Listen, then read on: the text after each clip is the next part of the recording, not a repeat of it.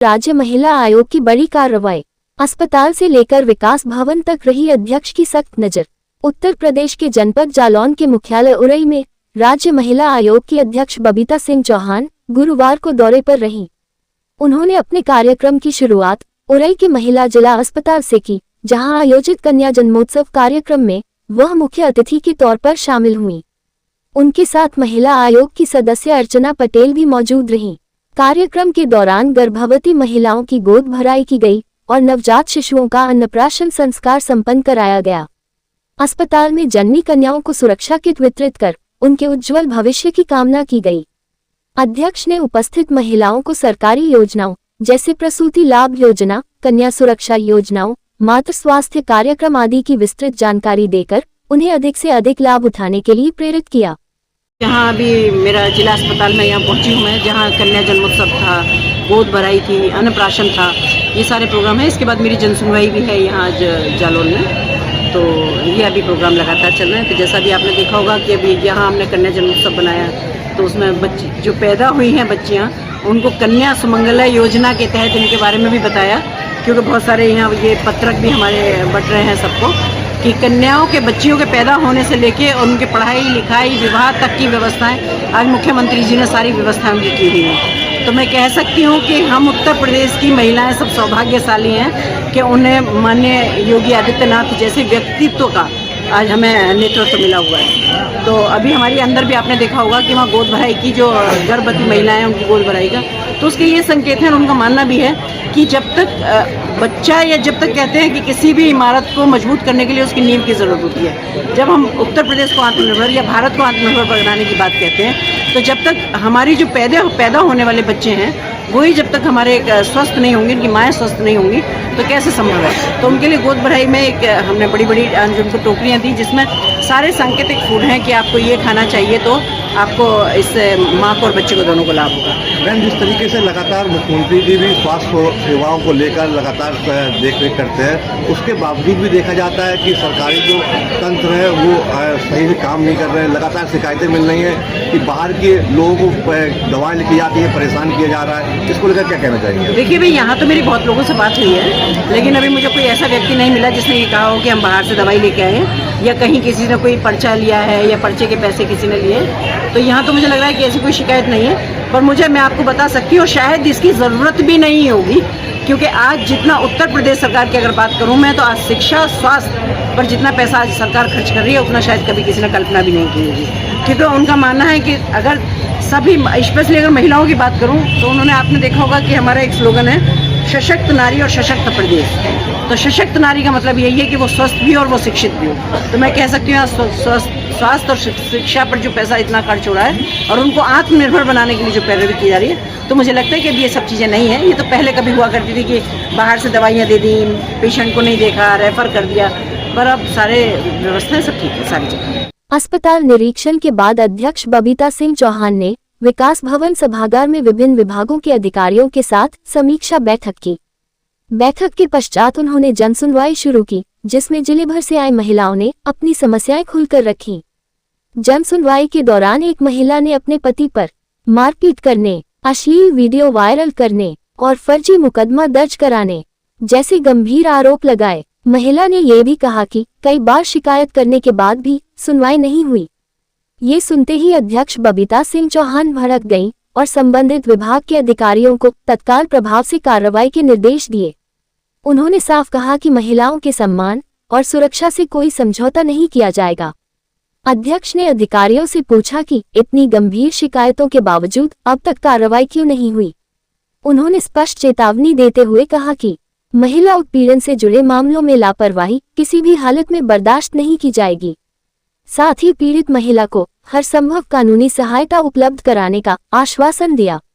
बबीता सिंह चौहान ने अधिकारियों को निर्देश दिए कि महिला हिंसा के मामलों को तुरंत दर्ज किया जाए, पीड़ितों को समय पर न्याय मिले और लंबित मामलों की नियमित मॉनिटरिंग की जाए। उन्होंने कहा कि महिला आयोग राज्य भर में महिलाओं की सुरक्षा, सम्मान और अधिकारों की रक्षा के लिए लगातार सक्रिय है और ऐसे दौरे इसी उद्देश्य को मजबूत करते हैं।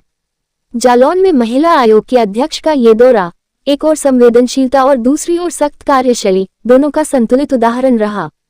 अस्पताल से लेकर जन सुनवाई तक हर जगह महिलाओं की सुरक्षा और उनके अधिकारों को केंद्र में रखकर कार्य किया गया।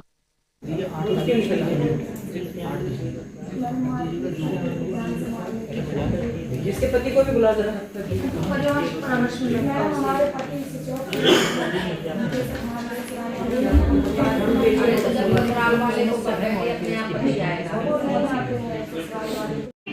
जो वहाँ मुकदमे इनके खिलाफ लिखे गए हैं वो सारे थोड़ी सी डिटेल। चर्चा, हाँ वो डिटेल मैम एक एप्लीकेशन लिखवाऊंगा और जो भी तुम्हारे खिलाफ जैसे जो सुनवाई की गई। कितनी शिकायतें आई थी और कितना निस्तारण किया गया है? देखिए, हमारे पास 30 शिकायतें आई हैं और निस्तारण मुझे लगता है कि 30 का 30 ही हो जाएगा।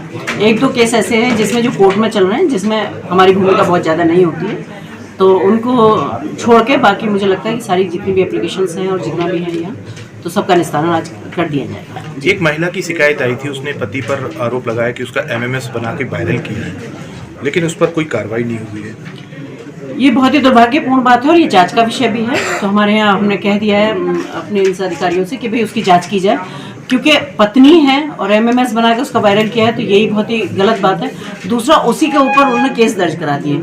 वो वहाँ कहीं कुछ प्रभावशाली व्यक्ति है, कुछ प्रभावशाली लोगों के इम्प्रेशन में रहता होगा, तो इसलिए किया है। लेकिन हमने उसको कहा है कि उसमें जांच की जाए और उसको बुलाया जाए, उस महिला के केस खत्म कराए जाए और उनका जैसे भी हो सकता है उसको समझौता करा के जो भी है उसको फाइनल करा दिया जाए। मैम, एक कानपुर में विवाद चल रहा है जेसीबी और आपकी सदस्य हैं अनीता गुप्ता के बीच। उन्होंने स्पष्ट कह दिया कि आप थानों का निरीक्षण नहीं करेंगी, तो उस पर विवाद पे क्या कहेंगे? देखिए, मुझे नहीं पता ये किस मिसअंडरस्टैंडिंग में हुआ था, बट अब कोई विवाद नहीं है उनका, क्योंकि मेरे पास वहाँ के कप्तान साहब का फ़ोन भी आ गया था उनका। तो वहाँ मुझे लगता है कि अब वो सारी चीज़ें ख़त्म होंगी, क्योंकि वहाँ के जो सीपी हैं उन्होंने भी अपनी एक बाइट को पब्लिश किया था मीडिया के थ्रू, और उन्होंने बताया था कि कुछ ना कुछ ऐसी मिसअंडरस्टैंडिंग रही थी, क्योंकि ये तो कैसे संभव है कि वो थानों का निरीक्षण ना करें या ना करें। जहाँ महिलाएं हैं और जहाँ महिलाओं से संबंधित कोई भी प्रॉब्लम है, वहाँ महिला आयोग जा सकता है उसको। और लेकिन अनीता जी की बात करूँ तो वो इतनी ना समझ महिला नहीं है। वो पिछले काफ़ी सालों से राजनीति भी कर रही हैं, महिला आयोग की सदस्य भी हैं, बहुत समझदार महिला हैं, तो वो कुछ ऐसी गलती नहीं कर सकती कि जिसको वो उनके दायरे में ना हो और उसमें वो कार्रवाई करने की कोशिश करें। तो ये कहीं ना कहीं कुछ मिसअंडरस्टैंडिंग है, तो हमारी बात हो गई है, तो ये अब कोई समस्या इसमें नहीं है। मैम, कुछ शिकायतें ऐसी आती हैं जिसमें महिलाओं की फर्जी मामले दर्ज किए जाते हैं, जिन पे पुरुषों पर भी उत्पीड़न का रहता है कि पुरुषों का उत्पीड़न किया जा रहा है, तो ऐसी महिलाओं को क्या चिन्हित किया गया, उनके खिलाफ क्या कोई कार्रवाई की गई है विभाग की तरफ से? देखिए, मैं आपको बताना चाहूँगी, हमारे यहाँ कोई भी मामला ऐसा नहीं है कि जिसमें दोनों पक्षों की जांच नहीं की जाती। जितने भी पुलिस इन्वेस्टिगेशन से रिलेटेड हैं, जो पुलिस से मामले हैं, हम पहले कहते हैं पहले उसकी पूरी तहकीकात करो, उसमें इन्वेस्टिगेशन करो, जो दोषी हो उसके खिलाफ कार्रवाई करो। उसमें चाहे वो महिला दोषी होगी तो महिला के खिलाफ होगी, अगर पुरुष दोषी होगा तो पुरुष के खिलाफ होगी। ऐसा महिला आयोग में आने के बाद नहीं हो सकता कि किसी के साथ कोई अन्याय हो, चाहे वो पुरुष हो चाहे महिला हो। क्योंकि मेरा मानना ये रहता है कि कोई भी महिला आयोग है, ठीक है, महिलाएं जो जिनकी कंप्लेंट है, जिनकी कहीं नहीं सुनी जाती, वहाँ महिला आयोग में सुनी जाती है, और ये महिलाओं का विश्वास भी है कि महिला आयोग में सुनी जाती है। लेकिन मेरा मानना है कि हर घर में पुरुष भी हैं और हर घर में महिलाएं भी हैं। हर घर में अगर बहन है तो भाई भी है, पति है तो पत्नी भी है, और बाप है तो बेटी भी है। तो मुझे लगता है कि इतना कनेक्ट है, तो इसमें ये सोच के कार्रवाई करना कि वो महिला है हमें इसलिए कार्रवाई करनी है, तो मुझे लगता है ये तो नहीं है। पर हर चीज़ की जांच होनी चाहिए और जो भी दोषी है उसके खिलाफ कार्रवाई होनी चाहिए। पॉलिटिकल एक सवाल। जी बिल्कुल।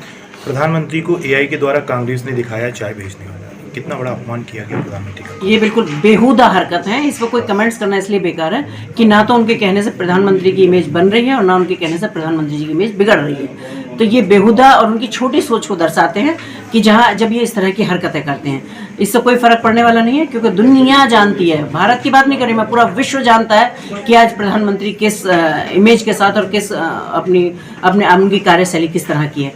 तो इन चीज़ों से कोई बिल्कुल फर्क नहीं पड़ता। तो ये तो सब उनकी एक छोटी मानसिकता को, क्योंकि वो है ना कि उनके पास कुछ करने को है ही नहीं, उनको हर अच्छी चीज़ का विरोध करना है, उनको सदन ना चलने देना है, उनको ये छोटी छोटी और छिछोरी हरकतें सिर्फ उनकी तरफ ध्यान आकर्षित हो। क्योंकि मीडिया अगर वो ऐसी हरकत नहीं करते तो आप भी उनका नाम लेकर मुझसे क्यों बात कर रहे होते। तो सिर्फ और सिर्फ एक उनका यही वजह है कि वो इस तरह की हरकतें करें जिससे आप जैसे लोगों को आकर्षित करें, पब्लिक को आकर्षित करें। लोग कुछ नहीं है तो उनकी वीडियो देखें, उनकी रील देखें, अदरवाइज और कुछ नहीं है। जी।